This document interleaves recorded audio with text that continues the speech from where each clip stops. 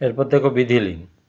বিধিলিঙ্গেরও প্রথম পুরুষ, মধ্যম পুরুষ, উত্তম পুরুষ, একবচন, দ্বিবচন, বহুবচনে যথাক্রমে আমি গচ্ছগুলো লিখে নিলাম। বিধিলিঙ্গটা কোন অর্থে ব্যবহৃত হয়? বিধিলিঙ্গটা ব্যবহৃত হয় উচিত অর্থে। এবার গচ্ছ লেখার পর এরপরে নিয়মে যা আছে তাই। এখানে আছে এত, নিয়মে আছে এত। এ মানে একার দিয়ে খণ্ডত্ব। এখানে আছে এতাম, তাহলে একার তয়াকার ময়াসন্ত। এখানে আছে ইউ, একার অন্তস্তয় হস্যকার বিসর্গ। এখানে আছে একার এ মানে একার বিসর্গ।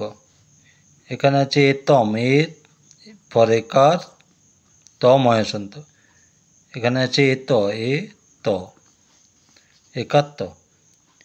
এখানে আছে এয়ম, একার অন্তস্থ ময়াসন্ত। এখানে আছে এব, একার ব। এখানে আছে এম, একার ম।